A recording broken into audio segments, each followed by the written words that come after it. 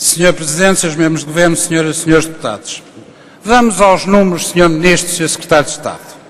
Há quem diga que não há duas sem três, há também quem diga que a terceira é de vez. Terão certamente razão, mas há exceções que também confirmam aquelas regras.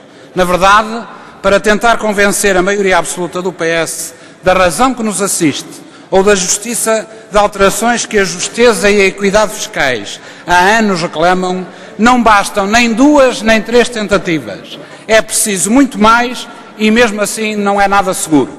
Foi o que se passou com a derrogação do sigilo bancário. Só nesta legislatura, sublinho, só nesta legislatura, esta é a oitava tentativa do PCP para introduzir novos mecanismos ou produzir alterações na legislação que permitam eliminar o segredo bancário. Vamos ver se à oitava vez vamos ter êxito.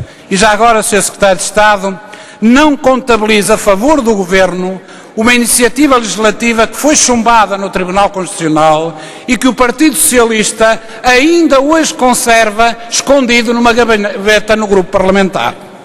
Senhoras deputadas e senhores deputados, o país bem sabe quem é que está obrigado a permitir o acesso sem condicionamentos nem limitações às informações bancárias. Pelos vistos, nem o PS, nem o PSD, nem tampouco o CDS, tão preocupado que costuma estar com estas coisas, mostraram alguma vez alguma ponta de indignação pelo facto dos beneficiários do rendimento social de inserção ou pelo facto dos beneficiários do complemento solidário para idosos serem obrigados a permitir o acesso indiscriminado a informações bancárias, eliminando-se assim totalmente, sem qualquer restrição, o segredo bancário, para poderem usufruir de benefícios sociais, veja-se lá, indispensáveis à sua própria sobrevivência.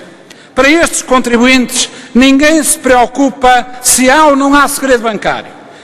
Mas para quem, por exemplo, usufrui de apoios comunitários ou de qualquer outro tipo de apoio financeiro governamental, já o acesso não condicionado a informações bancárias é uma espécie de um ultraje, quando não um atentado violento à liberdade e aos direitos individuais dos cidadãos, de empresas ou de grupos económicos. Este exemplo, Sr. Secretário de Estado, Senhoras e Senhores Deputados, mostra bem a enorme hipocrisia que existe por detrás da preservação do sigilo bancário ou da sua derrogação condicionada. Com este projeto de lei, o PCP pretende que o acesso à informação bancária seja aplicável de forma generalizada e não discriminatória, tendo sempre por base a decisão fundamentada dos máximos dirigentes da administração tributária. Segundo, que as informações bancárias assim obtidas atinjam de igual forma e sem discriminações os sujeitos passivos de IRS e também em sede de IRC, tratando da mesma forma os indivíduos e as empresas e grupos económicos através de alterações ao artigo 73C da Lei Geral Tributária. Esta é, seguramente, a questão que tem tanto preocupado PS, PSD, às vezes, porque depende das lideranças, e também o CDS-PP. Terceiro, que as decisões fundamentadas da administração tributária para acesso às informações bancárias sejam objeto de cumprimento não condicionado na maior parte das situações, designadamente quando se verifica a existência comprovada de dívidas à Segurança Social, quando esse acesso se mostra indispensável ao combate à evasão e fraude fiscais, ou quando não tenha sido efetuada qualquer declaração de rendimentos, situações que agora o PCP se propõe a ditar àquelas que já hoje figuram na legislação.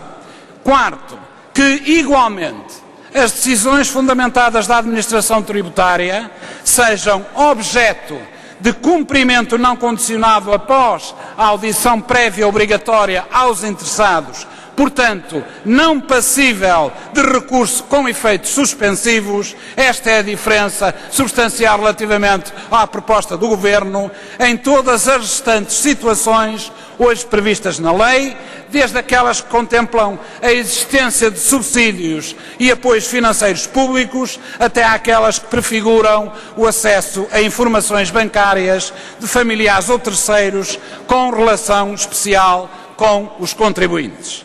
Sr. Presidente, Srs. Membros do Governo, Senhoras e Senhores Deputados, duas referências mais para outras duas propostas do projeto do PCP. A primeira para sublinhar nova insistência da nossa parte, uma nova insistência, a de que a Diretiva Poupança seja aplicada a todos os sujeitos passivos, isto é, que as instituições financeiras informem a administração tributária dos rendimentos das poupanças de todos os sujeitos passivos, daqueles que residem noutro Estado-membro da União Europeia, como estipula a atual legislação, é correto, mas também daqueles que residem em Portugal. Nada explica esta diferença de tratamento, ou melhor, ela é explicável, mais uma vez, pela hipocrisia e pela ânsia de proteger interesses e privilégios que não podem continuar a ser protegidos. Uma segunda referência para a informação a prestar pelas instituições bancárias sobre transferências financeiras para offshores. Entendemos que os bancos devem informar regularmente sobre todas estas transferências, sejam elas feitas para offshores, bem ou mal comportados. Tratam-se todas de transferências para paraísos fiscais, passíveis, no mínimo, de serem realizadas para usufruir de vantagens fiscais que têm, seja qual for o tipo de offshore de destino, de ser do conhecimento integral das administrações tributárias. Senhor Presidente, Senhores Membros do Governo, Senhoras e Senhores Deputados, uma palavra final para a penitência legal que o Governo pretende introduzir para aqueles que enriquecem de forma ilícita. O Governo quer introduzir uma taxa especial que, na prática, pretende relevar o acréscimo patrimonial não justificado. Quem, por exemplo, enriquecer ilegal e legitimamente à razão de 90 mil euros por ano pode ficar tranquilo. Nada tem mais a pagar que qualquer um de nós pode pagar de IRS. E tudo estará esquecido.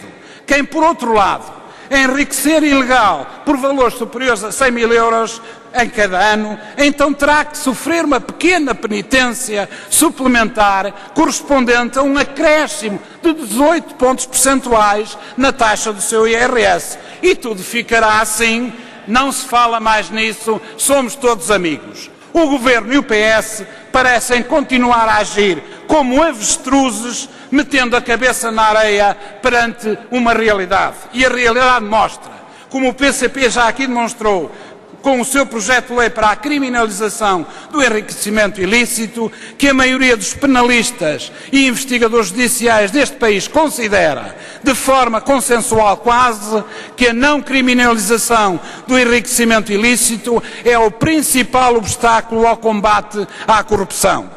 Perante esta realidade, o Governo e o PS agem de facto como avestruzes e propõem uma penitência fiscal que pode ser, no fundo, a absolvição de um crime. Disse.